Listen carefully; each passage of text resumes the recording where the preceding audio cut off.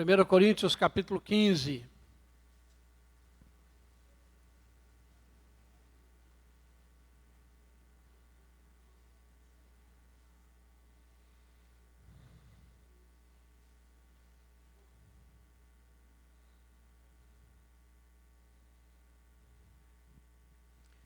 Vamos ler a partir do versículo 1. Irmãos, venho lembrar-vos o evangelho que vos anunciei, o qual recebestes e no qual ainda perseverais. Por ele também sois salvos, se retiverdes a palavra tal como vô-la preguei, a menos que tenhais crido em vão. Antes de tudo vos entreguei o que também recebi, que Cristo morreu pelos nossos pecados, segundo as Escrituras, e que foi sepultado e ressuscitou ao terceiro dia, segundo as Escrituras, e apareceu a Cefas, e depois aos 12. Depois foi visto por mais de 500 irmãos, de uma só vez, dos quais a maioria sobrevive até agora, porém alguns já dormem. Depois foi visto por Tiago, mais tarde por todos os apóstolos, e afinal, depois de todos, foi visto também por mim, como por um nascido fora de tempo. Porque eu sou menor dos apóstolos, que mesmo não sou digno de ser chamado apóstolo, pois persegui a igreja de Deus. Mas pela graça de Deus, sou o que sou. E a sua graça que me foi concedida não se tornou vã. Antes trabalhei muito mais do que todos eles. Todavia não eu, mas a graça de Deus comigo. Portanto, seja eu ou sejam eles, assim pregamos e assim crestes. Ora, se é corrente pregar-se que Cristo ressuscitou dentre os mortos, como, pois, afirmam alguns dentre vós que não há ressurreição de mortos? E se não há ressurreição de mortos, então Cristo não ressuscitou. E se Cristo não ressuscitou, é vã a nossa pregação e vã a vossa fé. E somos tidos por falsas testemunhas de Deus, porque temos asseverado contra Deus que ele ressuscitou a Cristo, ao qual ele não ressuscitou, se é certo que os mortos não ressuscitam. Porque se os mortos não ressuscitam, também Cristo não ressuscitou. E se Cristo não ressuscitou, é vã a vossa fé, e ainda permaneceis nos vossos pecados. E ainda mais, os que dormiram em Cristo pereceram. Se a nossa esperança em Cristo se limita apenas a esta vida, somos os mais infelizes de todos os homens. Mas, de fato, Cristo ressuscitou dentre os mortos, sendo ele as primícias dos que dormem. Visto que a morte veio por um homem, também por um homem veio a ressurreição dos mortos. Porque assim como em Adão todos morrem, assim também todos são vivificados em Cristo. Cada um, porém, por sua própria ordem. Cristo as primícias, depois os que são de Cristo na sua vinda. E então virá o fim, quando ele entregar o reino ao Deus e Pai, quando houver destruído todo o principado, bem como toda a potestade e poder. Porque convém que ele reine, até que haja posto todos os inimigos debaixo dos pés. O último inimigo a ser destruído é a morte. Porque todas as coisas sujeitou debaixo dos pés.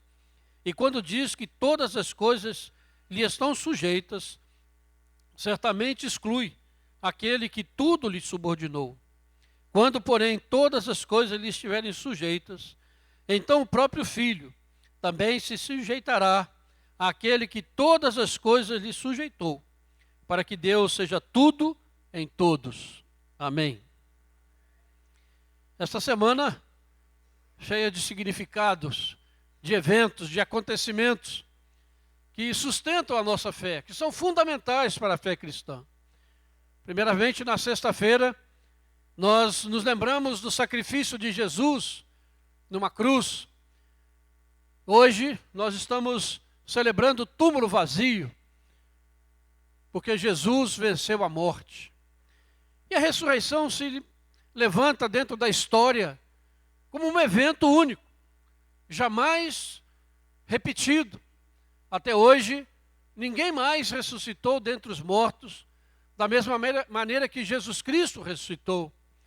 E este é um evento que está diante do mundo, mas o mundo continua não crendo, continua querendo provas, evidências de que alguém um dia venceu a morte, apesar de todas as evidências que nós temos na palavra. E nós vemos aqui nesse texto que o apóstolo Paulo, quando na primeira parte do texto, ele prova a ressurreição através da palavra, e diz conforme as Escrituras, no versículo 3 e no versículo 4. Ele diz que Jesus ressuscitou conforme as Escrituras. E nós poderíamos também testemunhar para o nosso mundo de hoje, dizendo que Jesus Cristo ressuscitou conforme está registrado na palavra de Deus, da Escritura Sagrada.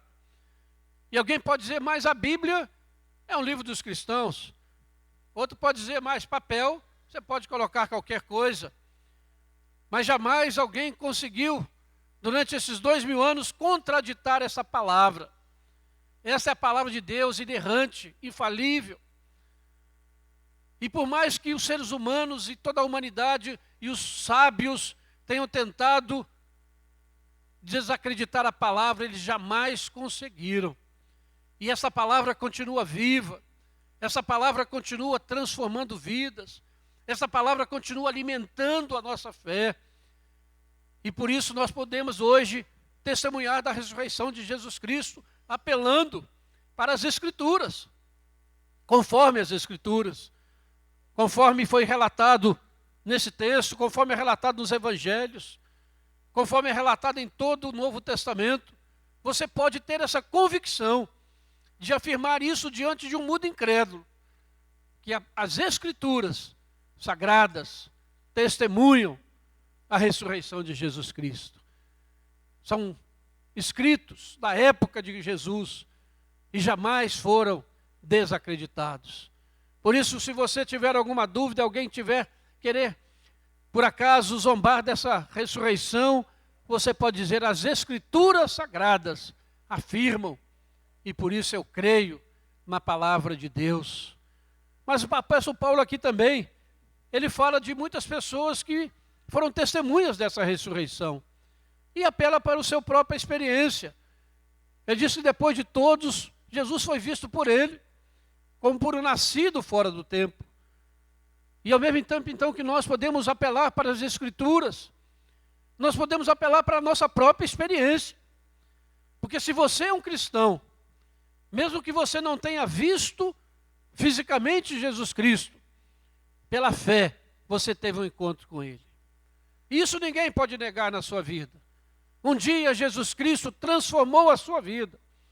Um dia Jesus Cristo mudou o seu caráter, mudou a sua mente, mudou o seu coração, fez de você uma nova criatura. O novo nascimento não é uma mudança moral apenas que acontece nas pessoas. Mudança moral as pessoas conseguem de diversas maneiras, mas o novo nascimento é algo sobrenatural, é algo que vem do Espírito Santo de Deus, naqueles que estão mortos nos seus delitos e pecados. E essas pessoas então são tocadas de maneira sobrenatural pelo Espírito, são regeneradas, nascem de novo, recebem a fé para crer no Senhor Jesus. Assim acontece, por isso precisamos ser testemunhas dessa ressurreição. Como o apóstolo Paulo coloca aqui, apelando para as Escrituras, porque ninguém vai conseguir contraditar você, por mais que tente, porque não há um escrito tão antigo, tão confiável, como as Escrituras Sagradas, para testemunhar a ressurreição de Jesus Cristo. Mas você pode testemunhar com a sua experiência. Se você é um cristão transformado pelo poder de Deus, você pode dizer, olha para mim, o que eu era, como eu era e agora quem eu sou em Cristo Jesus. É outra experiência que ninguém vai poder contraditar, provando realmente, de fato, que Jesus Cristo venceu a morte. São as experiências que o apóstolo Paulo coloca aqui. E depois, a partir do versículo 12, Paulo diz, olha, nós estamos pregando que a ressurreição existe, mas tem muita gente negando. E Paulo então começa a pensar, e a dizer, olha, se Cristo não ressuscitou, A nossa fé é vã, é inútil. Nós estamos perdendo tempo. Reunir aqui domingo à noite, ficar ouvindo alguém falar, é perda de tempo. Se Jesus não ressuscitou, esses mártires que estão morrendo agora, como essa semana, 140 jovens cristãos mortos num campus universitário no Quênia, morreram em vão. Deram a sua vida sem motivo nenhum, porque não existe ressurreição. O que há? Mas se não existe ressurreição, Paulo está dizendo, nós nos tornaremos as pessoas mais infelizes do mundo. E quando você olha para o que o mundo te oferece, para que as religiões do mundo nos oferecem, nenhuma delas é capaz de prometer e de pregar de um Deus que ressuscitou de entre os mortos. Todas elas falam de uma possível vida futura, de alguma recompensa que se vai receber, mas nenhuma delas tem um evento histórico para sustentá-lo. Nenhuma delas tem um evento acontecido na história da humanidade que a morte foi vencida. Só o cristianismo tem isso. Por isso, se a ressurreição não existir, nós estamos completamente perdidos. Não há esperança. Diz aqui o texto que nós continuamos mortos nos nossos delitos e pecados. Que não há esperança para a humanidade, porque não há outro caminho. O que resta depois deste mundo, dessa vida, se não há ressurreição? Morte, desespero, retornar para uma outra vida. É o que o mundo tem nos oferecido.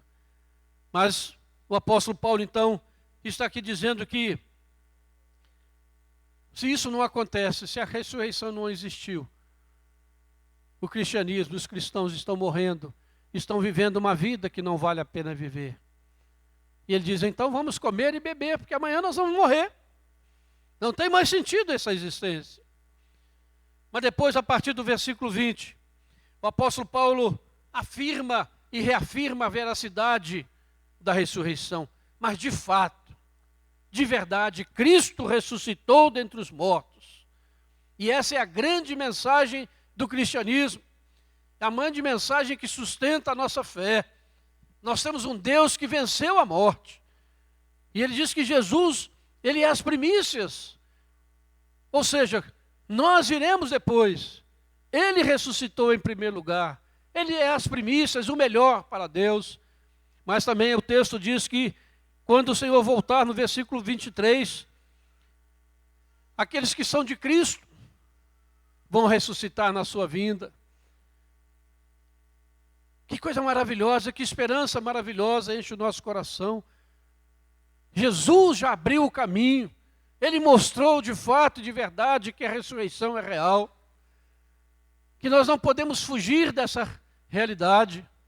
Aconteça o que acontecer, o que nos espera é a ressurreição gloriosa, para um dia habitarmos com o Senhor na eternidade. Daniel diz que aqueles que estarão mortos neste dia vão ressuscitar, uns para a vida eterna, outros para o horror eterno. Porque o inferno existe. Mas a ressurreição de Jesus Cristo veio para destruir a morte. Versículo 26 diz que o último inimigo a ser destruído é a morte. A morte já foi vencida. A morte já não fala a última palavra. E o apóstolo Paulo então diz, onde está a morte, o teu aguilhão? Você, morte, perdeu o poder sobre o cristão. Por isso que muitos cristãos enfrentam a morte. Não negam o Senhor Jesus. Porque a morte já não apavora, já não é a última palavra. Ele não está olhando apenas para aquele momento, mas ele está olhando para a realidade da ressurreição que acontecerá. E a palavra de Deus nos diz, lá em Apocalipse, capítulo 20, versículo 14, que quando o Senhor Jesus voltar, a morte e o inferno serão lançados para dentro do lago de fogo e enxofre. Aí haverá a completa destruição da morte. E no capítulo 21 de Apocalipse, quando ele descreve o novo céu e a nova terra, ele diz: a morte já não existirá. Não haverá mais luto, nem pranto, nem dor, porque as primeiras coisas passaram e tudo se fez novo. E a ressurreição de Jesus Cristo é essa novidade. Significa que os poderes do mundo vindouro entraram na nossa história, entraram na história dessa humanidade caída, entraram na história dessa humanidade sem esperança, porque o poder que ressuscitou a Jesus Cristo dentre os mortos continua operando no nosso mundo, veio para operar nessa nossa humanidade caída e perdida. E o Senhor Jesus, no versículo 24, quando diz: então virá o fim, logo depois da vinda do Senhor Jesus, haverá o fim. O Senhor Jesus vem uma vez só, e nós devemos estar preparados para aquele dia.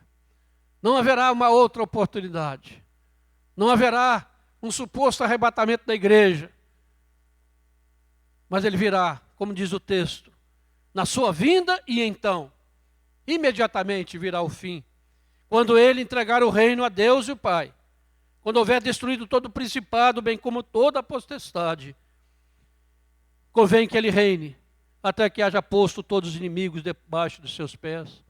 A ressurreição de Jesus Cristo significa que o reino de Deus invadiu esse mundo. A ressurreição de Jesus Cristo significa que o Senhor Jesus está entronizado à direita de Deus Pai Todo-Poderoso, reinando soberano, de onde ele há de vir para julgar os vivos e os mortos. A ressurreição de Jesus Cristo significa que esse mundo velho passou. A ressurreição de Jesus Cristo significa que há coisas novas, maravilhosas, poderosas, que o reino de Deus está presente, que o reino de Deus está aqui agora. O Senhor Jesus está destruindo todo o principado e toda a potestade. Jesus está levando todo este universo cativo a Ele. E quando tudo estiver pronto, quando todas as coisas estiverem sujeitas ao Senhor Jesus, Ele entregará o reino a Deus e o Pai. E Ele estará conosco. Diz aqui que Ele se sujeitará ao Senhor todas as coisas que lhe foram sujeitas, para que Deus seja tudo em todos. Aleluia! Glória a Deus por isso. Porque nós vivemos essa época. Nós vivemos essa época em que o reino de Deus está presente.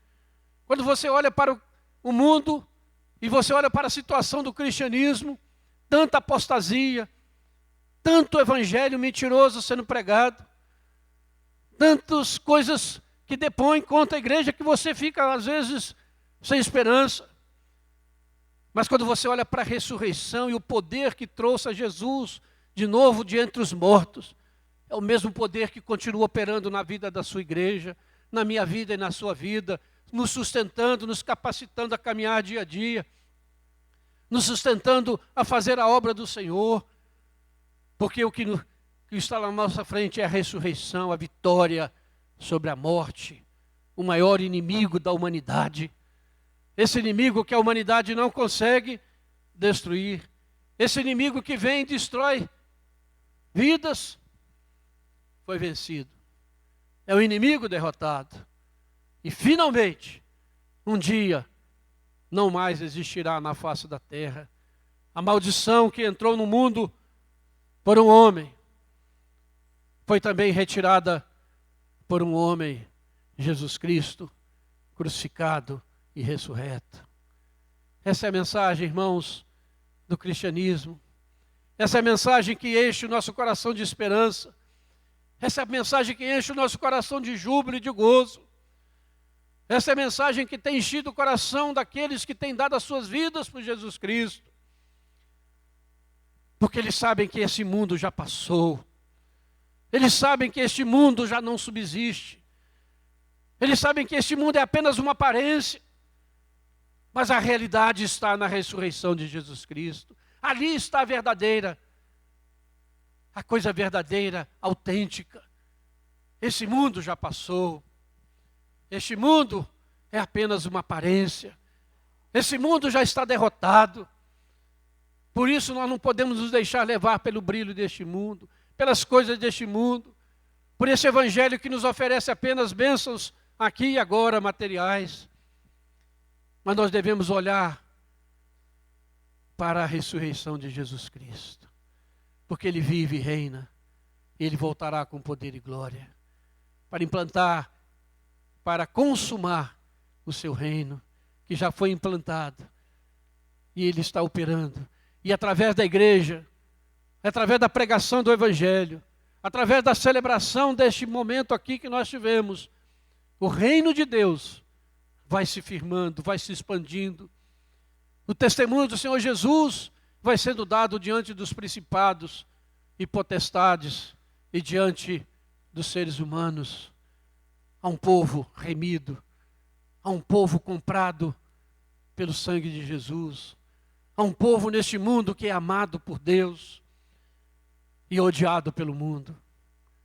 Não se assustem quando você ver essas notícias de tantos cristãos sendo mortos. Jesus já nos avisou: sereis odiados de todas as nações por causa do meu nome. Não se espante. Mas ao mesmo tempo que o mundo nos odeia, nós temos um Deus que foi capaz de morrer no nosso lugar. E esse Deus venceu a morte. A única coisa que o mundo pode nos fazer é nos matar. Mas o nosso Deus nos dá vida e vida é abundância. Vence a morte. E nós não temos mais como ficar olhando para este mundo passageiro. Tudo passou. Tudo se fez novo quando Jesus venceu a morte.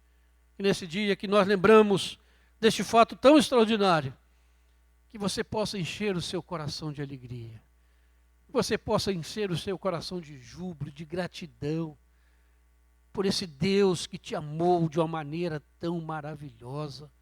Antes da fundação do mundo Ele foi capaz de te amar, e nada, poder algum, nem altura, nem profundidade, nem criatura alguma do presente nem do porvir, será capaz de afastar você do amor de Deus que está em Cristo Jesus. Nada. Deus te amou antes de você nascer. E Deus vai continuar te amando por toda a eternidade. Por toda a eternidade. Esse é o Deus que nós estamos adorando, que nós contemplamos, que nós servimos. Um Deus vivo. Por isso essa cruz está vazia. Por isso aquele túmulo está vazio. Porque o nosso Deus venceu. Porque Ele vive e reina. Viva nessa esperança, meu irmão. Viva nessa certeza de que Deus tem operado grandes coisas e maravilhosas coisas na nossa vida. E vai continuar operando. Até o dia em que nós vamos nos encontrar com Ele. Ou que Ele virá para nos buscar. Continue nessa fé. Continue perseverante. Porque a vitória é certa. Em nome de Jesus. Amém. Que Deus nos abençoe, irmãos. Vamos orar? Senhor Deus, muito obrigado, Pai. Por essa fé viva que o Senhor nos deu, Pai. Muito obrigado, Pai, porque não estamos dependendo de pessoas que já morreram. Não estamos dependendo, ó Pai, de alguém ou de algum espírito que não pode nos dar nada, Pai. Nós não estamos dependendo de uma ideia, de uma doutrina de homens, mas nós estamos, ó Pai, olhando para o túmulo vazio. Nós estamos olhando para um acontecimento histórico. Primeiro, dos nossos pecados que foram lavados no sangue de Jesus na cruz. E depois para a gloriosa ressurreição do Senhor, ó Pai.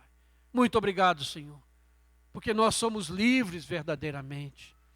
Livres para viver, ó Deus, para a glória do Senhor. Livres, ó Pai, para vencer este mundo.